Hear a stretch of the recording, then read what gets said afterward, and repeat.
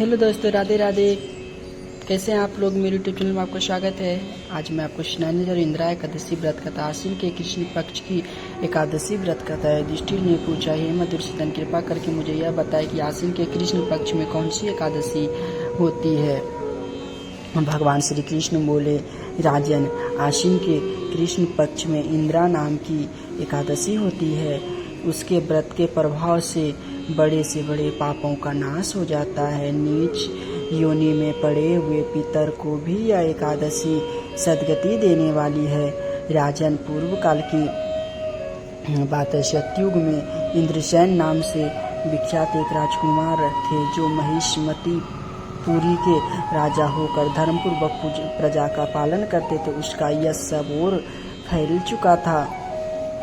राजा इंद्रसेन भगवान विष्णु की परम भक्ति में तत्पर हो गोविंद के मोक्षदायक नामों का जप करते हुए समय व्यतीत करते थे और विधि पूर्वक अध्यात्म तत्व के चिंतन में संलग्न रहते थे। एक दिन राजा राजसभा में सुखपूर्वक बैठे हुए थे। इतने में ही देवर्षि नारद आकाश से उतरकर वहां आ पहुंचे।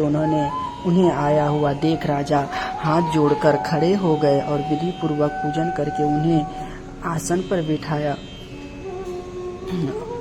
उसके बाद वे इस प्रकार बोले, मुनि श्रेष्ठ, आपकी कृपा से मेरी सर्वथा कुशल है। आज आपके दर्शन से मेरी संपूर्ण यज्ञ क्रियाएं सफल हो गए। देवर्षि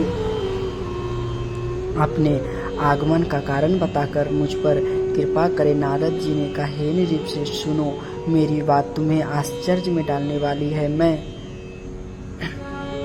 ब्रह्मलोक से यमलोक में गया तो वहाँ एक श्रेष्ठ आसन पर बैठा और यमराज ने भक्ति पूर्वक मेरी पूजा की। उस समय यमराज की सभा में मैंने तुम्हारे पिता को भी देखा। वे व्रत भंग के दोष से वहाँ आए थे। राजन, उन्होंने तुमसे कहने के लिए एक संदेश दिया है, उसे सुनो। उन्होंने कहा, बेटा, मुझे इंदिरा एकादशी के व्रत का पुण्य देकर स्वर्ग में भेजो। उनका यह संदेश लेकर मैं तुम्हारे पास आया हूँ। राजन, अपने पिता को स्वर्ग लोक की प्राप्ति कराने के लिए इंदिरा एकादशी का व्रत करो। और राजन ने पूछा कि भगवान, कृपा करके इंदिरा एकादशी का व्रत बताइए। किस पक्ष में, किस तिथि को और किस विधि से यह व्रत क्या करना चाहिए। नारद जी ने कहा, हे राजन, सुनो, मैं तुम्हें इस व्रत की शुभ कारक विधि बतलाता हूँ। आश्विन मास के कृष्ण पक्ष में दशमी के उत्तम दिन को श्रद्धायुक्त चित्त से प्रातः काल स्नान करो। फिर मध्याह्न काल में स्नान करके एकाग्रचित होकर एक समय भोजन करो तथा रात्रि में भूमि पर सो जाओ। रात्रि के अंत में निर्मल प्रभात होने पर एकादशी के दिन दातून करके मुंह धोए। उसके बाद भक्ति भाव से निम्नांकित मंत्र पढ़ते हुए उपवास ग्रहण करे। अग स्थित्वा निराहार सर्वभोग विवर्जित श्रो भोगच्छे पुंडरीकाक्ष शरण में भवा च्युत कमल नयन। भगवान नारायण, आज मैं सब भोगों से अलग हो निराहार रहकर भोजन करूंगा।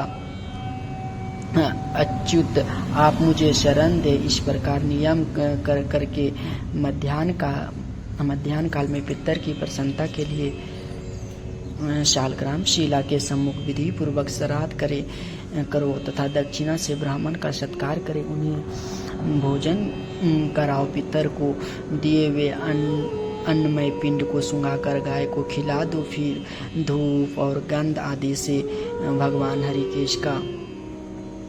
हरिकेश का पूजन करके रात्रि में उसके समीप जागरण करो। तत्पश्चात सवेरा होने पर द्वादशी के दिन पुनः भक्ति पूर्वक श्री हरि की पूजा करो।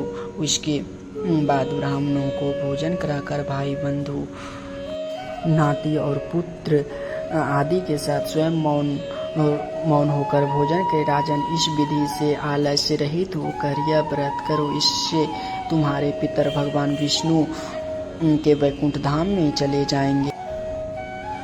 भगवान श्री कृष्ण कहते हैं, राजन, राजा इंद्रसेन ने ऐसा कहकर देवर्षि नारद अंतर्ध्यान हो गए। राजा ने उसकी बताई हुई विधि से अंतपुर की रानियों, पुत्रों और भृगु सहित उस उत्तम व्रत का अनुष्ठान किया। कुंती नंदन व्रत पूर्ण होने पर आकाश से फूलों की वर्षा होने लगी।